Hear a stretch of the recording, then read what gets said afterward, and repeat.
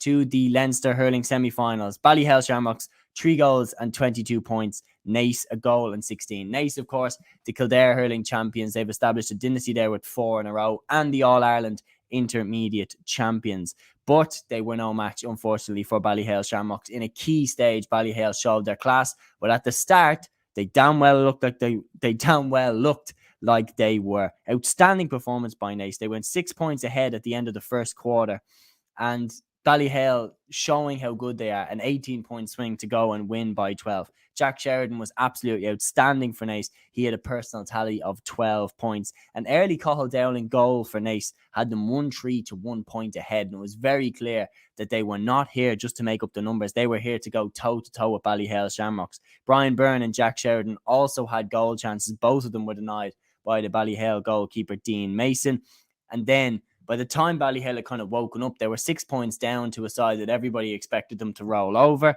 They did wake up, though, and the returning TJ Reid, days after the birth of his firstborn child, returned to Ballyhale and scored a goal and 6. His goal came in the 22nd minute from a penalty that settled Ballyhale's side. Ballyhale were ahead then at halftime by 111 to 110. A quick start in the second half, points from TJ Reid, Ronan Corcoran and the returning Paddy Mullen sent a very direct warning to Naas, and late in the third quarter, Ballyhale absolutely showed their class. They hit the back of the net twice in 1 minute. Joey Cudahy and Owen Cody being absolutely clinical, and Kilmacud Crokes now will await them in the final. But before I talk about their game, I just want to say massive congratulations to TJ Reid. He seems like an absolute gentleman. I've never had the pleasure of actually speaking to him in person, but he just seems like a really good guy. And having a firstborn child, just want to say congrats, TJ. All the best.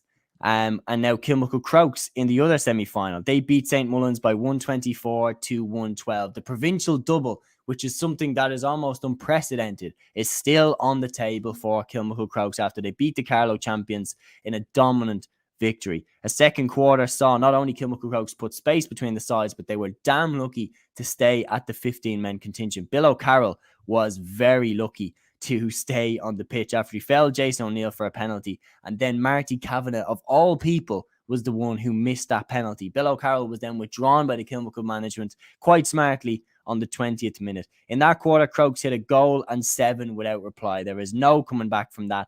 Fergal Whiteley and Oisin O'Rourke led the way, but crucially, Ronan Hayes hit the back of the net. That shows that maybe he might be about to break his duck in terms of his form, because he has been really off the pace in terms of his scoring throughout the Club Hurling Championship so far. And if Crokes have any chance against Ballyhale Shamrocks, they need Ronan Hayes to play an absolute blinder. They really need him and his form to turn a corner. There was a flash of a fight back with the first 3 scores of the second half coming for St. Mullins, but there was no chance they were coming back from a halftime scoreline of Kilmacud 113, Mullins 6 points. At the end of the game, Oisin O'Rourke ended with 11 points. He's been outstanding. He has to start for Dublin next season. Hayes got 1-1 and Fergal Whiteley got 3 points. So crucially, the key men for Kilmacud Crokes did step up and were counted. Brian Sheehy at the back is another one that I would like to see get a run out for Dublin. Mark Grogan as well, I think, is really good. Cian O'Cossack is another one worth having a look at, because the Dublin Hurlers going into next season, there's all sorts of rumours about who will be there, who won't be there. There's rumours Chris Crummy and Danny Sutcliffe are gone for next season. That's a huge blow for Micheál Donoghue. So definitely he should look at these Kilmacud lads, because they are definitely putting a shift in and definitely putting a hand up to be included in next year's squad. Going up against Ballyhale Shamrocks, do I think they have a chance? I think they have. I think Crokes always have a chance, but I just think Ballyhale are too strong. I mean, they look damn good this year, and worryingly enough, they've had no hiccups. Ballyhale over the last few seasons have had hiccups here and there. I mean, you think back to last year, St. Ryan as the Offaly champions took them to extra time, but they've been professional and they've been efficient. And TJ Reid coming back into the side and hitting 1-6 against Naas, he looks pretty good. A full forward line at club level of Owen Cody, TJ Reid and Adrian Mullen is ridiculous.